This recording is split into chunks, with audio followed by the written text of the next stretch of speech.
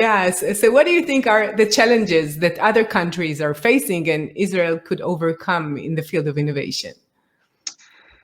So I think that the thing that Israel overcome in the past in terms of innovation, and I think it's everyone that who watch us can connect to that.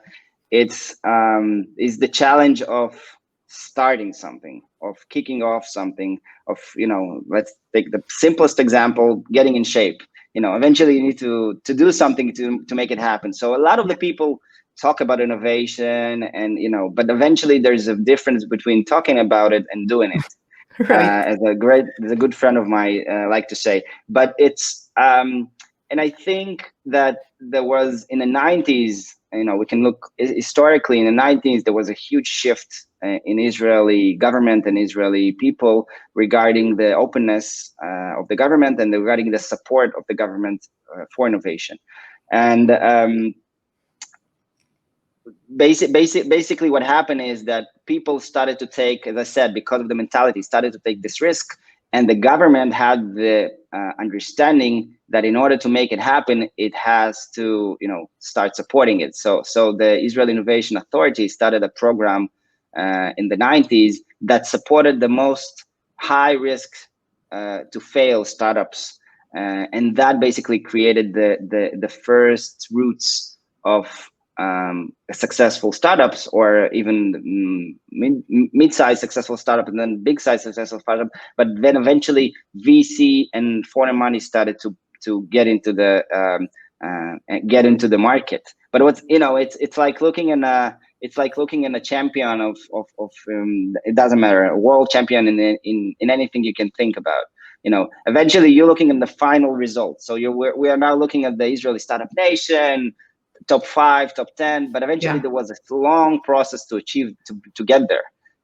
There was a risk from the governmental side, there was a risk from people's side. If you don't take risk, if you don't take this effort, then nothing really happens. So everybody's talking about the success, but most of the startups, they don't succeed. So they're just looking at that, but there are lots of you need to pay for it in failures.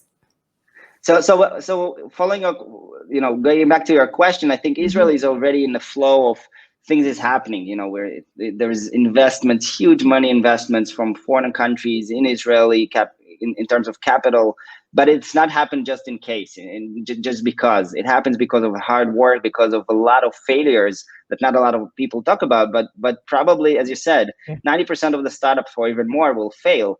But it's not stopping the entrepreneurs to continue doing their entrepreneurial, mission to succeed. So that's kind of the thing that not necessarily all the countries understand. That eventually it's a process, and the hardest part is basically to start and to support, and in terms of government, in terms of the private person, also the risk to take this uncertain road for venture that you think should be the best one. So that will probably be the difference. Really handling uncertainty is something that Israel should know more, because we're living in some kind of a chaos, and it's like training our people to live within what we call balagan. Nothing is in place, so maybe it's part of it. Before I continue, I want to thank Samuel, who said it's very interesting. So thank you, Samuel, for joining us, and we would love for you to join and ask